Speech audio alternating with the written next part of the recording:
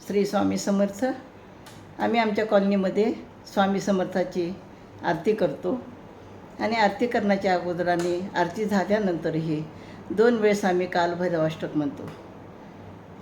आणि हे जे कालभैरवाष्टक आपण म्हणतो तर ते कालभैरवाष्टक आपण ते स्तोत्र म्हणतो, पण त्याचा अर्थ पण माहिती असणं आवश्यक आहे. त्या दृष्टीने मी थोडंसं विचार केला आणि मग त्याचा मी अभ्यास केला, तर खूप सुंदर अशी माहिती कालभैरवाष्टकाची आहे. तर आदिशंकराचार्यांनी रचलेले कालभैरवाष्टक हे भगवान शंकराच्या विक्राळ आणि उग्र रूपाचे स्तुतिपद स्तोत्र आहे. रुद्ररूप असले तरी स्वभाव अत्यंत सरळ व भक्ताविषयी प्रेम असणारा आहे. स्तोत्रपठनाने भगवान कालभैरव भूतप्रेतादिकांना आपल्या भक्तापासून दूर ठेवतात. भीती, दुःख, दारिद्र्य, क्लेश नष्ट करतात. सर्व संकटे दूर होतात. स्तोत्राचे नियमित पठन केल्याने मनाला शांती मिळते आणि आपल्या आयुष्यातील सर्व वाईट गोष्टी दूर होतात आणि आपले जीवन निरोगी, श्रीमंत आणि संपन्न बनते. असा भाविकांचा विश्वास आणि अनुभव आहे. संस्कृत भाषेतील स्तोत्रात 9 श्लोक असून पहिल्या 8 श्लोकात कालभैरवाची स्तुती असून 9व्या श्लोकात फलश्रुती आहे. फलश्रुती म्हणजे स्तोत्र पठन केल्यामुळं मिळणारे जे फायदे आहेत त्याला फलश्रुती असं म्हटलं जातं. तर कालभैरव ही देवता भगवान शंकराचा अवतार मानतात. कालभैरवाचे मंदिर काशी शहराच्या वेशीवर असून त्यांना काशीचे कोतवाल असेही म्हणतात.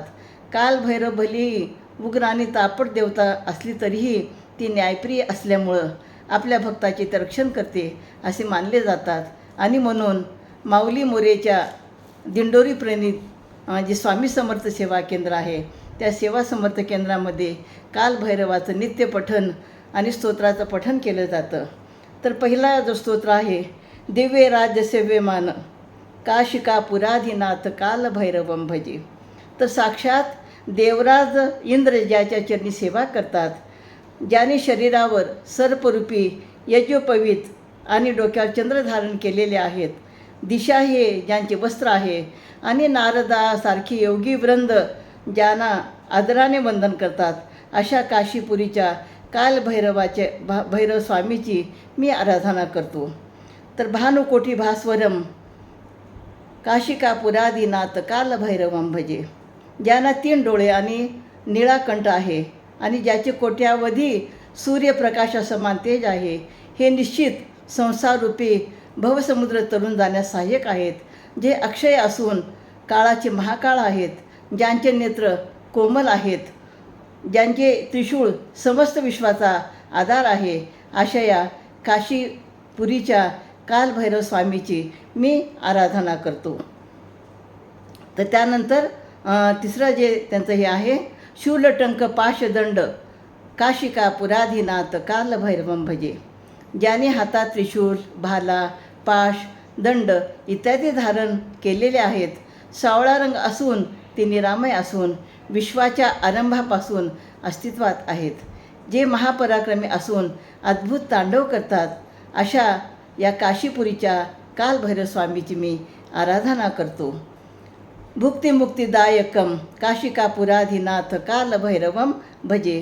जे आपल्या भक्तांना भुक्ती आणि मुक्ती प्रदान करतात, ज्यांचे स्वरूप प्रशस्त आणि सुंदर आहे, ज्याचे 4ही लोकात समावलेले आहे, जे आपल्या भक्तावर ममत्वाचा वर्षाव करतात, ज्यांच्या कमरेला मंजूळ आवाजात किणकिणणाऱ्या घंट्या आहेत, अशा या काशीपुरीच्या कालभैरव स्वामीची मी आराधना करतो.